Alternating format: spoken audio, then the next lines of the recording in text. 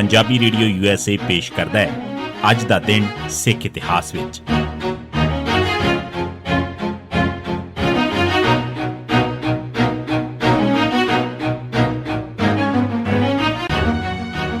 ਸਿੱਖ ਇਤਿਹਾਸ ਦੀਆਂ ਘਟਨਾਵਾਂ 'ਚ 18 ਜੁਲਾਈ ਦਾ ਦਿਨ 1635 ਗੁਰੂ ਹਰਗੋਬਿੰਦ ਸਾਹਿਬ ਰੋਪੜ ਪੁੱਜੇ। ਗੁਰੂ ਹਰਗੋਬਿੰਦ ਸਾਹਿਬ ਜੀ 3 ਮਈ 1635 ਤੋਂ ਕੀਰਤਪੁਰ ਰਹਿਣ ਲੱਗ ਪਏ ਸਨ। ਕੀਰਤਪੁਰ ਸਾਹਿਬ 'ਚ ਰਹਿੰਦਿਆਂ ਗੁਰੂ ਸਾਹਿਬ ਕੋਲ ਬਿਲਾਸਪੁਰ, ਹੰਡੂਰ ਤੇ ਕਈ ਹੋਰ ਰਿਆਸਤਾਂ ਦੇ ਰਾਜੇ ਆਉਣ ਲੱਗ ਪਏ। ਇਹਨਾਂ ਦਿਨਾਂ 'ਚ ਹੀ ਰੋਪੜ ਦੇ ਨਵਾਬ ਤੇ ਹੰਡੂਰ ਦੇ ਰਾਜੇ ਤੇ ਹਮਲਾ ਕਰਨ ਦੀ ਧਮਕੀ ਦਿੱਤੀ ਤਾਂ ਉਹ ਗੁਰੂ ਸਾਹਿਬ ਕੋਲ ਅਰਜ਼ ਕਰਨ ਆ ਗਿਆ। ਗੁਰੂ ਸਾਹਿਬ ਨੇ ਉਸ ਦੀ ਮਦਦ ਵਾਸਤੇ ਆਪਣੇ ਬੇਟੇ ਬਾਬਾ ਗੁਰਦਿੱਤਾ ਦੀ ਅਗਵਾਈ ਹੇਠ 100 ਸਿੱਖਾਂ ਦਾ ਜੱਥਾ ਭੇਜ ਦਿੱਤਾ।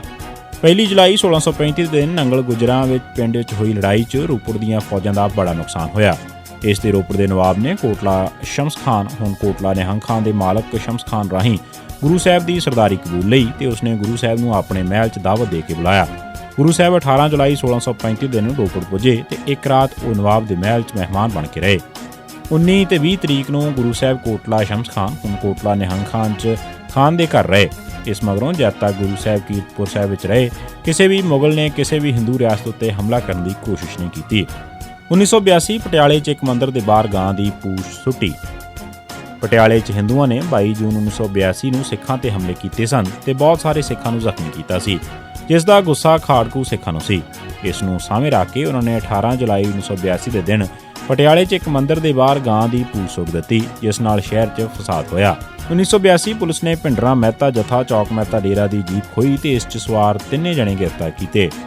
ਜੁਲਾਈ 1982 'ਚ ਪੰਜਾਬ ਤੇ ਭਾਰਤ ਸਰਕਾਰ ਨੇ ਭਿੰਡਰਾਂ ਵਾਲਿਆਂ ਨਾਲ ਵੱਡੀ ਤੇ ਲੰਮੀ ਲੜਾਈ ਛੇੜ ਦਿੱਤੀ, ਜਿਸ ਦਾ ਪਹਿਲਾ ਪੜਾਅ ਜੂਨ 1984 'ਚ ਜਾਰੀ ਰਿਹਾ ਤੇ ਦੂਜਾ ਪੜਾਅ ਦਰਬਾਰ ਸਾਹਿਬ ਉੱਤੇ ਹਮਲੇ ਤੋਂ ਮਗਰੋਂ ਸ਼ੁਰੂ ਹੋਇਆ। ਇਸ ਟੱਕਰ ਦੀ ਸ਼ੁਰੂਆਤ ਪੁਲਿਸ ਵੱਲੋਂ 18 ਜੁਲਾਈ 1982 ਨੂੰ ਕੀਤੀ ਗਈ।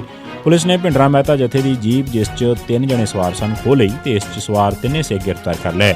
ਉਹਨਾਂ ਤੋਂ 16,000 ਰੁਪਏ ਕਰੰਸੀ, 455 ਨੰਬਰ ਦਾ ਰਿਵਾਲਵਰ ਤੇ 23 ਕਾਰਤੂਸ ਵੀ ਖੋਹ ਲਏ। 1986 ਆਪਰੇਸ਼ਨ ਮੰਡ ਦੇ ਨਾਂ ਤੇ ਆਪਰੇਸ਼ਨ ਫਰਾਡ। 18 ਜੁਲਾਈ 1986 ਦੇ ਦਿਨ ਪੰਜਾਬ ਪੁਲਿਸ, BSF ਤੇ CRPF ਦੇ 2000 ਸਿਪਾਹੀਆਂ ਦੀਆਂ 20 ਕੰਪਨੀਆਂ ਨੇ ਮੰਡ ਏਰੀਏ ਨੂੰ ਘੇਰਾ ਪਾ ਲਿਆ ਤੇ ਆਪਰੇਸ਼ਨ ਮੰਡ ਦੇ ਨਾਂ ਹੇਠ ਖਾੜਕੂਆਂ ਦੀਆਂ ਗ੍ਰਿਫਤਾਰੀਆਂ ਕਰਨ ਦੇ ਨਾਂ ਤੇ ਐਕਸ਼ਨ ਕੀਤੇ। ਇਸ ਐਕਸ਼ਨ ਦੌਰਾਨ ਹੈਲੀਕਾਪਟਰਾਂ, ਬੁਲਡੋਜ਼ਰਾਂ, ਟਰੈਕਟਰਾਂ, ਮੋਟਰ ਬੋਟਾਂ, ਬੇੜੀਆਂ, ਜੀਪਾਂ ਦੀ ਖੂਬ ਵਰਤੋਂ ਕੀਤੀ ਗਈ, ਪਰ ਇਸ ਕਾਰਵਾਈ 'ਚ ਕੁਝ ਵੀ ਹੱਥ ਨਾ ਲੱਗਿਆ। ਸਤਲੁਜ ਤੇ ਬਿਆਸ ਵਿਚਕਾਰ 70 ਕਿਲੋਮੀਟਰ ਦੀ ਪੱਟੀ 'ਚ ਪੁਲਿਸ ਨੇ ਆਮ ਲੋਕਾਂ ਨਾਲ ਬੇਹੱਦ ਜ਼ਿਆਦਤੀ ਕੀਤੀ। ਪੁਲਿਸ ਨੇ ਦਾਅਵਾ ਕੀਤਾ ਕਿ ਇਸ ਹਮਲੇ 'ਚ ਪਵਿੱਤਰ ਸਿੰਘ ਸੰਤੋਖਪੁਰਾ ਤੋਂ ਇਲਾਵਾ ਹੋਰ ਬਹੁਤ ਸਾਰੇ ਖਾੜਕੂ ਗ੍ਰਿਫਤਾਰ ਕਰ ਲਏ ਗਏ ਨੇ। ਅਸਲ 'ਚ ਇਹ ਸਾਰੇ ਪਹਿਲਾਂ ਹੀ ਪੁਲਿਸ ਦੀ ਹਿਰਾਸਤ ਸਨ। ਦੂਜੇ ਪਾਸੇ ਇਸ ਮੌਕੇ ਤੇ ਖਾੜਕੂਆਂ ਨੇ ਪੁਲਿਸ ਦਾ ਇੱਕ ਹੈਲੀਕਾਪਟਰ ਵੀ ਡੇਗ ਲਿਆ। ਬਰਨਾਲਾ ਸਰਕਾਰ ਦੇ ਵਜ਼ੀਰ ਮੇਜਰ ਸਿੰਘ ਉਬੋਕੇ ਨੇ ਇਸ ਕਾਰਵਾਈ ਨੂੰ ਆਪਰੇਸ਼ਨ ਫਰਾਡ ਆਖਿਆ ਸੀ। ਅਜਿਹਾ ਹੀ ਬਿਆਨ ਹਰਭਜਨ ਸਿੰਘ ਸੰਧੂ ਵਜ਼ੀਰ ਨੇ ਵੀ ਦਿੱਤਾ ਸੀ, ਪਰ ਫਿਰ ਵੀ ਇਹ ਦੋਵੇਂ ਵਜ਼ੀਰ ਸਰਕਾਰ 'ਚ ਰਹੇ ਤੇ ਰਿਬੈਰੋ ਨੂੰ ਪੁਲਿਸ ਚੀਫ ਵੀ ਬਣਾਈ ਰੱਖਿਆ ਗਿਆ। 1987 ਪੁਲਿਸ ਵੱਲੋਂ ਦਰਬਾਰ ਸਾਹਿਬ ਉੱਤੇ ਹਮਲਾ। 18 ਜੁਲਾਈ 1987 ਦੇ ਦਿਨ ਪੁਲਿਸ ਨੇ ਦਰਬਾਰ ਸਾਹਿਬ ਉੱਤੇ ਇੱਕ ਵਾਰ ਫਿਰ ਹਮਲਾ ਕੀਤਾ ਤੇ 50 ਸਿੱਖ ਗ੍ਰਿਫਤਾਰ ਕਰ ਲਏ।